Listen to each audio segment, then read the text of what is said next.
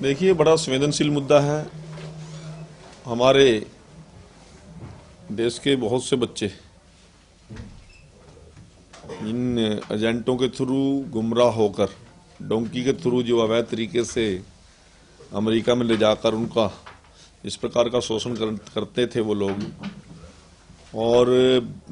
जहां प्रतिदिन हम समाचारों में भी पढ़ते हैं और परिवारों से भी जाकर हमें मिलने का कई बार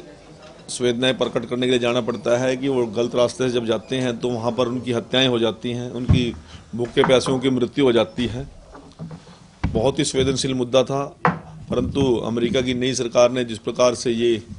काम किया है, जो बच्चे वापस आए हैं उनके साथ हमारी संवेदनाएं हैं, उन परिवारों के साथ संवेदनाएं, हमारे अपने परिवार के बच्चे हैं। और जिन एजेंटों ने उनको लूटा और अवैध तरीके से उनके पैसे ठगने का काम किया और उनको सही दिशा न देकर गुमराह किया, ये मुद्दा अलग है। परंतु जो बेशकीमती जानें आज तक जा चुकी हैं, और मैं तो विशेष तौर से व्यक्तिगत तौर पर परमपिता परमात्मा का शुक्रगुजार करता हूं कि कम से कम ये बच्चे सुरक्षित और जीवित अपने घर वापस आ गए। क्योंकि जो तराकी का अवैध रास्ता उन लोगों ने डोंकी के माध्यम से अपना रखा है और किस प्रकार से वहाँ पनामा के और मैक्सिको के जंगलों के अंदर उनका साथ दुर्व्यवहार किया जाता है, परिवार किस प्रकार से पीड़ित और उत्पीड़न सहन करते हैं, ये सारा संवेदनशील मुद्दा है। मैं उन परिवारों के साथ, मेरी संवेदनाएं तो हैं ही हैं, साथ साथ हम प्रयास करेंगे कि जो बच्चे इस प्रकार से गए थे या इस प्रकार के अनुचित तरीके से जो लोग ले जाने का काम करते हैं, हम उनसे एक निवेदन करना चाहते हैं कि सरकार ने नई वीज़ा पॉलिसी के तहत, नए सिस्टम के तहत हमने बहुत से देशों के साथ MOU किया है, वो सरकार को आवेदन करें और अपनी सरकार अपनी जिम्मेवारी लेकर उन बच्चों को रोजगार के लिए या शिक्षा के लिए अवैध तरीके से नहीं, वैध तरीके से लेकर पहुंचाने का काम करेंगे और सरकार उसकी जिम्मेवारी भी लेगी और उनकी आर्थिक मदद भी हमारा सरकार करती है।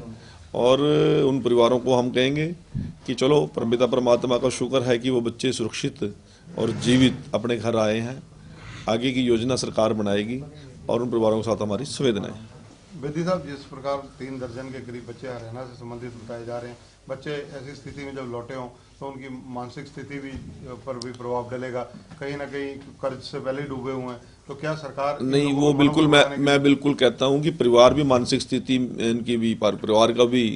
बड़ा गहरे सदमे में है, वो बच्चे भी सदमे में हैं। और जिन लोगों ने अवैध तरीके से इनके साथ पैसे लिए हैं और गलत रास्ते पर डालकर इनको गलत रास्ते से दूसरे देश में एंट्री कराने का प्रयास किया है, अब सरकार की उनके अपने लाज हैं, अपने कानून हैं, सब अपनी सरकारें अपने कानून कायदे से चलती हैं।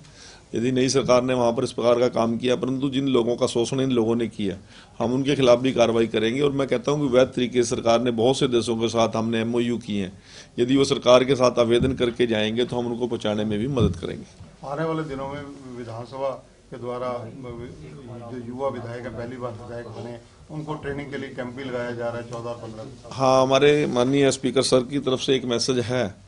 कि सभी विधायकों का 2 दिन का ट्रेनिंग कैंप वो लगाने जा रहे हैं। और शायद जहाँ तक मैं पिछले दिनों दिल्ली में था, हमारे देश के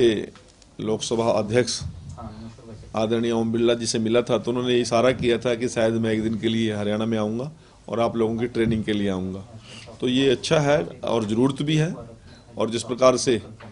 पेपरलेस हमारी विधानसभा और कई चीज़ें ऐसी हैं जो सीखने को ज़रूरत है, और सभी के लिए, हम बेशक से दूसरी बार आए हैं, 2 बार मंत्री भी हो गए हैं, परंतु सीखने की जरूरत तो प्रत्येक व्यक्ति को पड़ती है और प्रतिदिन पड़ती है। दिल्ली चुनाव हो चुके हैं, अब सिर्फ परिणाम आने बाकी हैं, आपका क्या दावा है? आपने दिल्ली काफ़ी मेहनत की है। दिल्ली में BJP की सरकार बनेगी, डबल इंजन की सरकार बनेगी, दिल्ली के विकास के लिए सरकार बनेगी, 100% बनेगी।